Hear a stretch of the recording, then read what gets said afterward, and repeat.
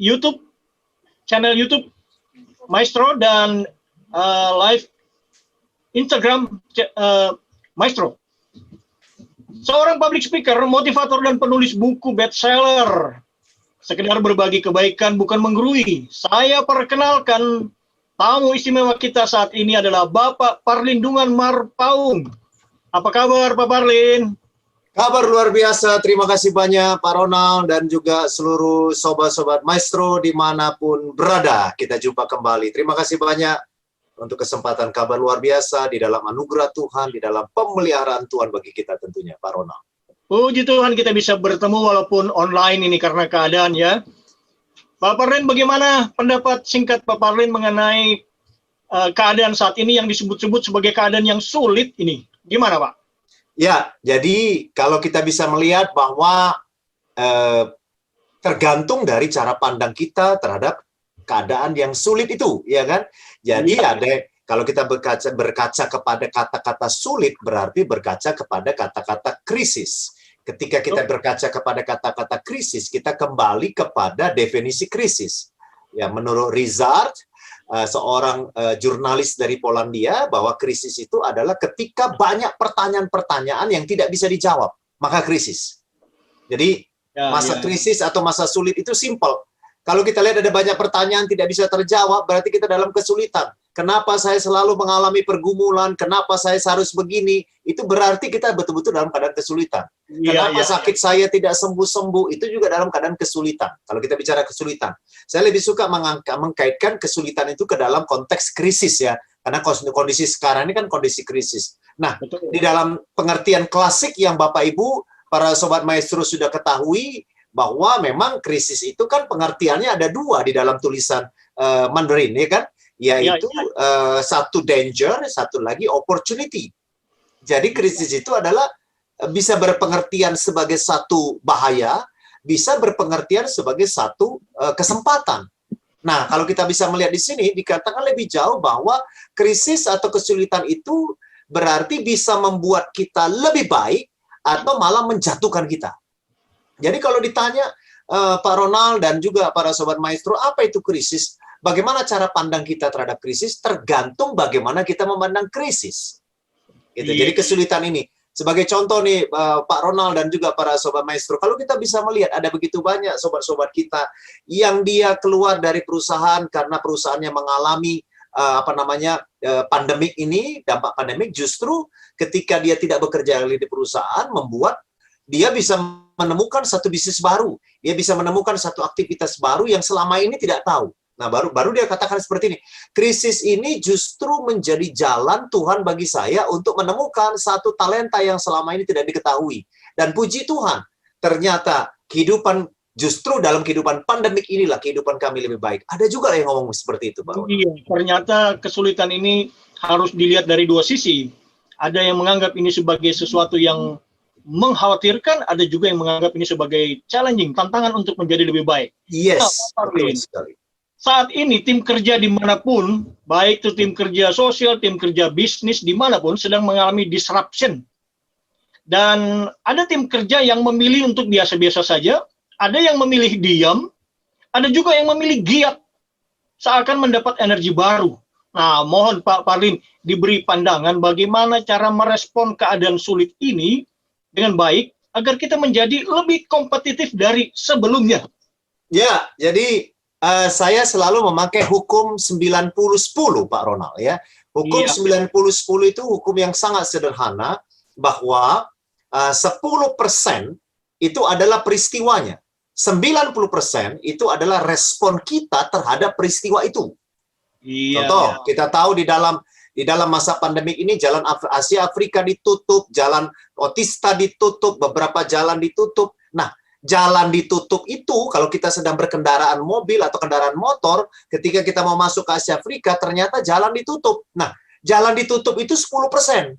90% itu respon saya bagaimana? Apakah menggerutu kepada polisi, menggerutu kepada pandemik ini, atau kita putar motor kita, putar kendaraan kita cari jalan yang lain? Nah, nomor satu adalah bagaimana, kalau pertanyaan Bang Ronald tadi, dan juga untuk para Sobat Maestro, bagaimana kita bisa lihat menghadapi pandemik ini, tergantung dari cara pandang kita.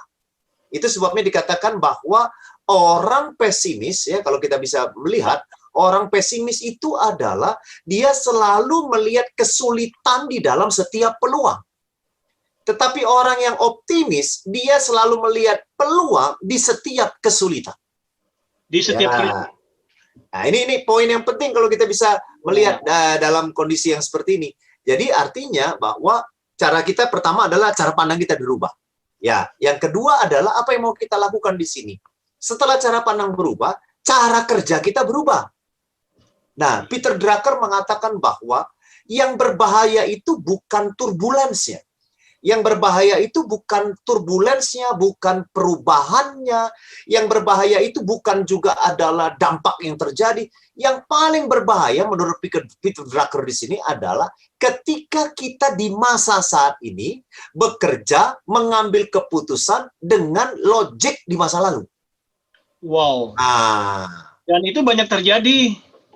Ya, situasi sudah berubah, pelanggan sudah berubah, bisnis berubah, nasabah berubah, pelayanan juga berubah, ya kan? Sekarang kan pelayanan online. Terus tapi cara berpikir dia sama seperti sebelum pandemik.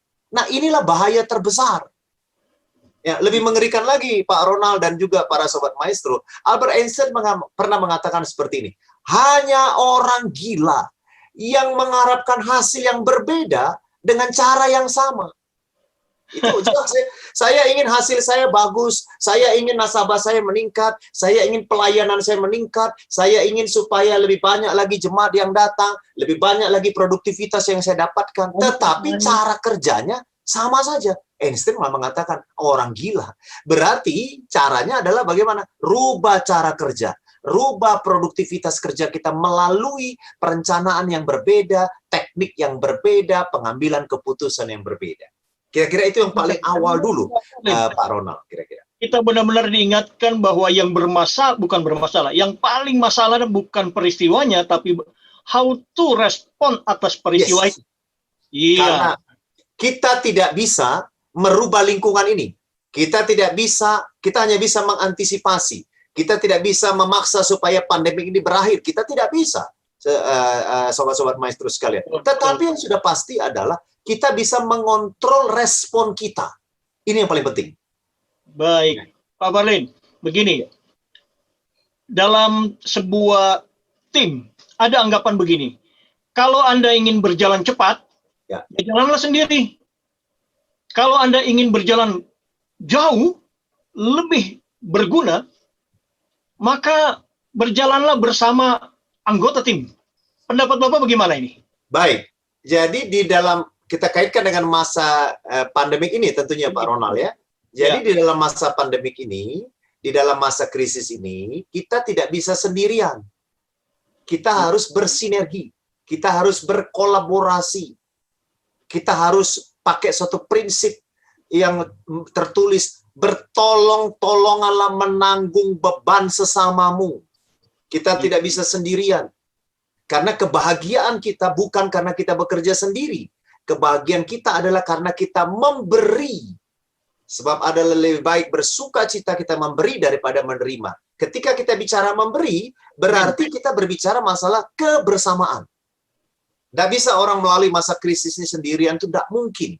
Dia harus membutuhkan. Nah, di dalam bahasa bisnis, modal utama kita, di dalam kita menghadapi masa-masa sulit ini, bukan uang. Uang akan habis sendiri kok. Bukan aset. Aset akan habis sendiri. Tetapi networking. Ya, maka Billy Lim pernah mengatakan, if you are not networking, you are not working. Kalau Anda tidak mempunyai networking, maka kita tidak bisa bekerja. Sehingga di dalam masa pandemi ini, 1 tambah 1 bukan 2. 1 tambah 1 bisa 5, 1 tambah 1 bisa 10. Ya, contoh sederhana, kita mempunyai ide brilian di masa pandemi ini. Ide itu kita harus implementasikan. Tetapi kita tidak menggandeng orang lain untuk mempercepat proses implementasi ide tersebut. Kita tidak memakai atau menggandeng orang lain supaya mereka mencoba produk kita ini. Ya, tidak bisa. Setuju pendapat yang disampaikan oleh Pak Ronald. Kalau mau cepat, jalan aja sendiri. Tapi kalau mau bertahan lama, kita perlu bersama dengan orang lain. Perlu kita ingat Pak Ronald, masa pandemi ini kita tidak tahu kapan berakhirnya. kita butuhkan ketahanan mental untuk bisa melaluinya. Gitu, Pak. Baik, Pak Parlin. Ada lagi yang bilang begini, di dalam masa seperti saat ini masa yang sangat spesial ya, maka semua kecerdasan harus digunakan. Kita harus mengandalkan semua kecerdasan yang kita miliki. Ya. Nah, secara umum kan ada kecerdasan intelektual, kecerdasan emosi, dan ada lagi orang bilang kecerdasan spiritual. Nah, bagaimana mendeskripsikan hal-hal itu agar berguna supaya kita menjadi lebih kompetitif di masa yang sulit ini?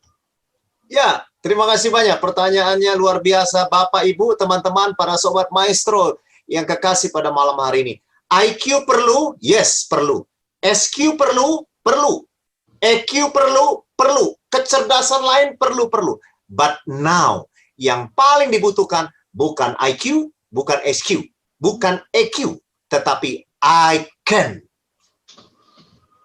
Bisa atau tidak, I can. Karena untuk melalui masa sulit ini, perlukah IQ? Ya perlu, tetapi implementasinya di depan tuh bisa atau tidak. Misalnya saya sebagai direktur perusahaan, saya sebagai sales manager, kemudian saya punya teman tim sales saya. Tim sales saya mengatakan, Pak Parlin, susah sekali loh Pak, kita mencari nasabah ini sulit, mereka tidak mau ditemui dan seterusnya. Maka saya sebagai seorang pimpinan, sebagai seorang sales manager, saya mungkin tidak terlalu pusing sales ini lulusan mana, saya tidak terlalu pusing dia ini adalah IQ-nya berapa, tetapi you can atau tidak, ya. Nah, mari kita belajar. Berarti siapakah orang sukses di masa pandemik ini?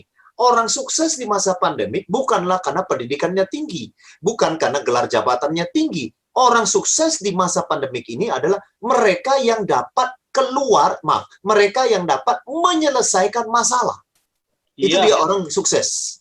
Jadi I can di sini. Ya, perlu nggak S1, S2? Iya, perlu. Siapa bilang nggak perlu? Silakan kita berpendidikan tinggi-tinggi, dan itu merupakan berkat daripada Tuhan untuk kesempatan kita menambah wawasan. Tetapi masalahnya bisa diimplementasikan atau tidak. Nah, ada satu pengertian, Pak Ronald. Pengertian sukses. Saya suka sekali pengertiannya. Dikatakan begini, sukses itu adalah hasil dari pengambilan keputusan yang benar. Nah, pengambilan keputusan yang benar merupakan hasil dari pengalaman-pengalaman ketika dia mengambil keputusan yang salah. Nah, saya ulangi lagi, sobat maestro sekalian, sukses itu adalah hasil daripada pengambilan keputusan yang benar. Keputusan yang benar merupakan hasil dari pengalaman-pengalaman ketika dia mengambil keputusan yang salah. Berarti di dalam masa pandemik ini kita akan melalui masa-masa di mana kita akan gagal, masa-masa di mana kita tidak berhasil. Tetapi yang terjadi adalah keep moving forward, kita jalan terus. Karena bukan jatuhnya yang penting, bukan gagalnya yang penting, tetapi bagaimana kita bangkit jauh lebih penting. Dan ketika kita bangkit, yang dibutuhkan adalah kemampuan kita. I can.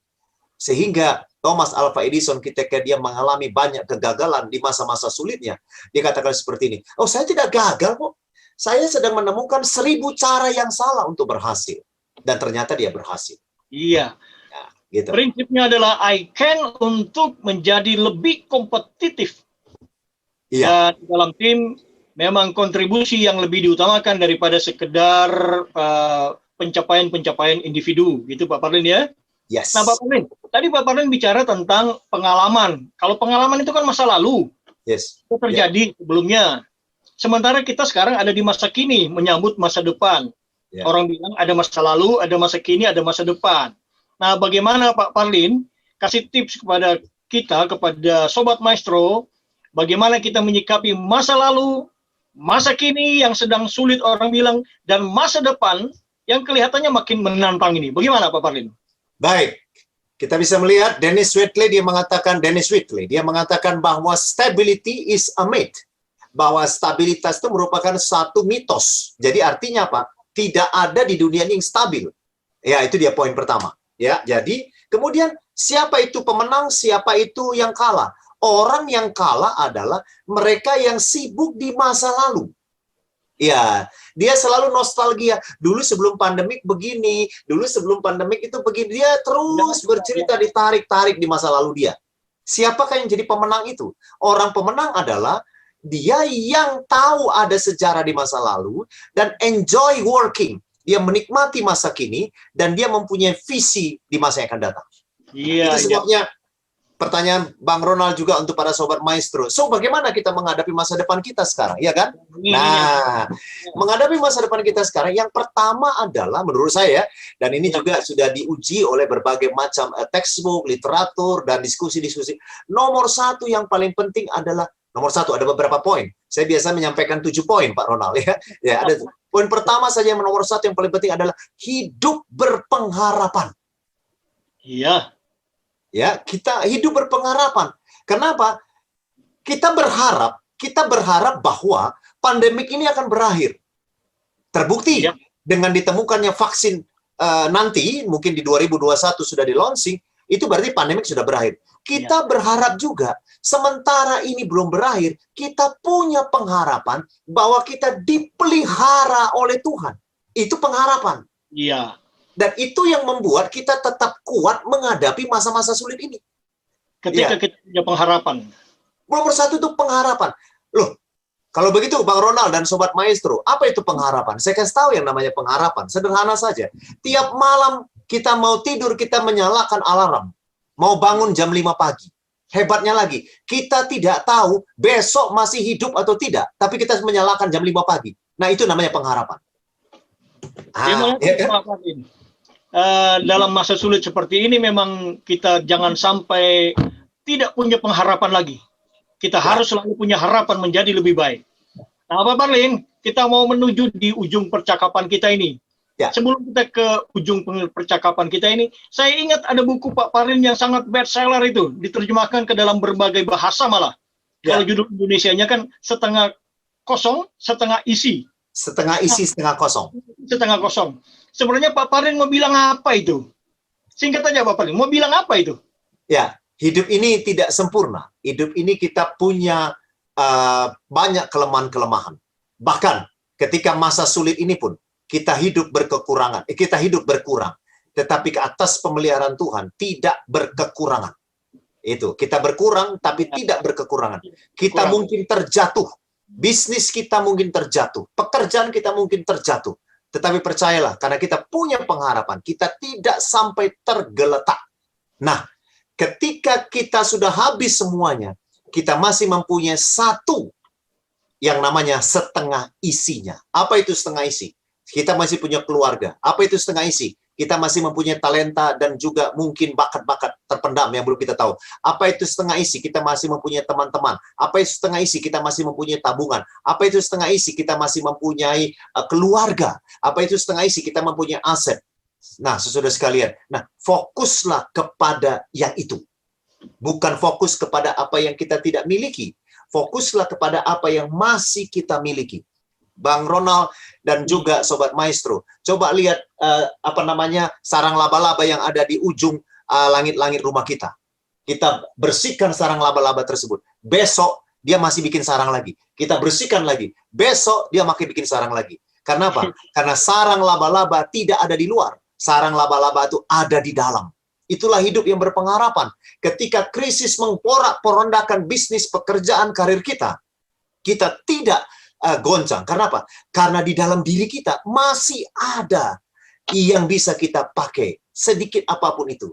Memang hidup kita tidak seperti dulu lagi, dalam keadaan bisa lebih tenang karena situasi pandemik. Tetapi inilah yang diizinkan Tuhan, supaya kita lebih mengenal siapa pencipta kita, supaya kita lebih mengenal bahwa kita masih bisa mampu, dan supaya kita bisa mengenal bahwa manusia tidak bisa hidup sendiri. Ketika saya katakan tadi, I can, no.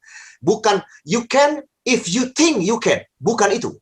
Tetapi saya bisa karena saya bersama pencipta saya yang membuat saya bisa melakukan perkara-perkara besar. Disitulah kita melakukannya. Terima kasih Pak Parlin. Berarti saat ini yang penting kita fokus pada apa yang ada di tangan kita. Yes. Dan dengan penuh pengharapan kita melangkah untuk kehidupan lebih baik. Pak Parlin, kita mau mengakhiri pertemuan ini. Silakan sampaikan inspiratif closing statement buat Sobat Maestro dimanapun sedang berada saat ini, baik yang tune in di 92,5 FM atau yang melalui kanal YouTube Maestro. Silakan Pak Parlin.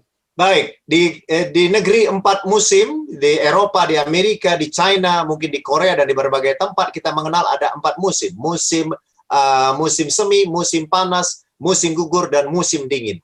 Nah, kalau kita bisa perhatikan bahwa hidup ini juga seperti 4 musim. Kita bersemi, menjalankan seluruh aktivitas pelayanan pekerjaan kita, dan kita bisa mencapai puncaknya, dan kita betul-betul sudah menikmatinya.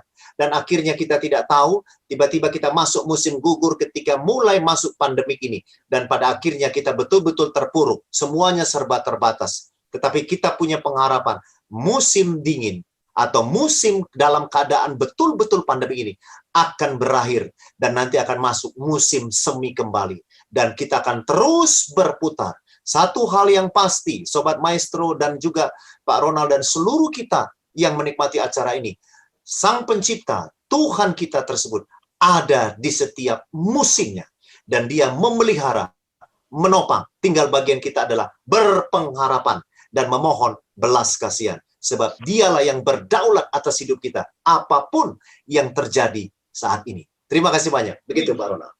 Terima kasih Pak Parlin. Sobat Maestro dimanapun berada, demikian bincang-bincang inspiratif dengan Bapak Parlin Dungan Marpaung, seorang public speaker, motivator, dan penulis buku terkenal. Dan kiranya percakapan kita ini membawa hasil yang berguna dan bermakna kepada pendengar Maestro sekalian. Kami tidak bermaksud menggurui, hanya sekedar berbagi kebaikan. Tetap sehat, tetap semangat, sekalipun keadaan seperti saat ini. Saya Ronald Kumawal di Bandung. Luar biasa. Terima kasih banyak. Terima kasih Bapak Parlin. Waras.